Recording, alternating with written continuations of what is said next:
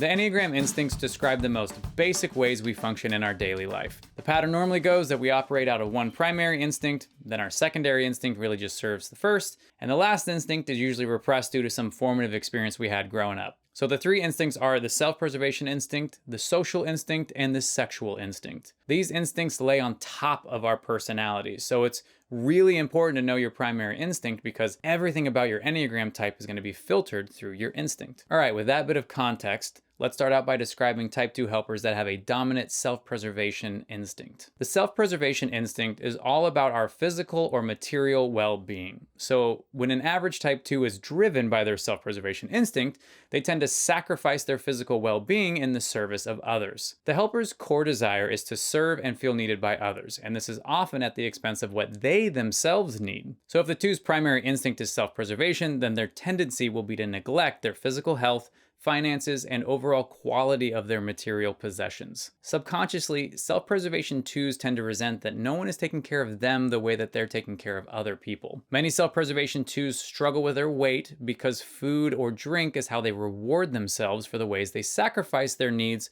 for the goods of others. Self-preservation 2s can become hypochondriacs because they know their health is deteriorating and their anxiety is fed by their inability to ask for help. Again, the 2s struggle with a great deal of pride. At their best, though, self-preservation 2s actually become great at practicing self-care because they know that if they serve themselves, they'll be better at serving others, and they can create very hospitable environments in which they're willing to share any and all of their resources with anyone in need. Okay, now let's talk about 2s with a social instinct. 2s with a social instinct can often be mistyped for type 7 enthusiasts, especially if they have a 3-wing, because they exude positivity and they constantly coordinate group hangouts and love to travel on a regular basis. However, their core desire is way different than the type 7 that just loves having a good time for the sake of a good time. And instead, 2s with a social instinct are driven to be seen and appreciated by people. So taking on the role of the host or event planner gives them a built-in role within the group where they can never be rejected because after all, it's their freaking party. The social instinct ensures that 2s will never be left out, and most of the time this instinct is paired with the 3-wing, which is why they're called the host. 2s with a social instinct are very concerned about connecting with the most influential, powerful, or famous people in their ecosystem. This can make them look a little gross to other type 2s, especially more introverted 2s with a 1-wing, because it looks like a shameless attempt to attach themselves to prominent figures rather than appreciating those who work behind the scenes like the 2-wing 1 does. Social 2s can take advantage of folks, either intentionally or unintentionally, by constantly asking for favors from people they see as lower worth individuals in order to serve those that they see as higher worth individuals. It's all driven by the social 2's deep desire to impress people. They feel insignificant at their core, and so they name drop, perform a special skill, or give out unsolicited advice to their peers so that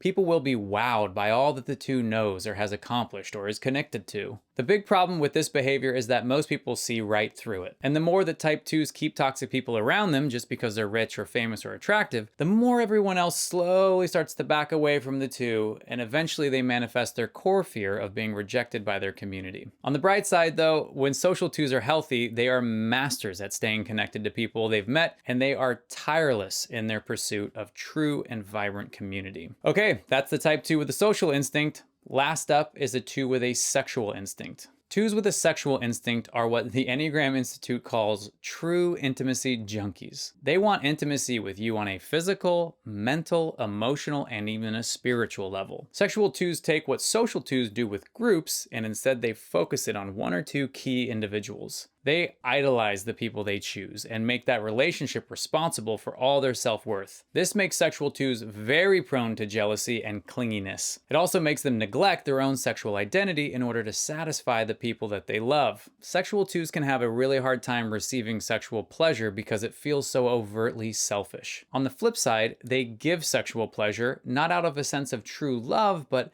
out of a desperate fear of rejection. This is where I, as a man, have sympathy for young women who feel like they have to give up their bodies to keep the attention of young men when they really just want someone they can share their thoughts and feelings with. Sexual 2s need to understand that when they're stressed out or sad, that they will tend to never feel close enough or always feel disconnected from the ones that they love. Their reaction to this may be to rebuke their loved ones for not caring enough, but the solution is not to become a low-key stalker or a bossy jerk. It's the exact opposite. And sexual twos are at their best when they realize that love and intimacy are fostered in an atmosphere of freedom, unhurried time, and as few expectations as possible. Overall, sexual twos are very committed, interested, and dedicated to their loved ones. They really set the standard for all ride or die relationships. Okay, that's a wrap on the instincts. Now let's dive into where the twos fall in each of the Enneagram triads.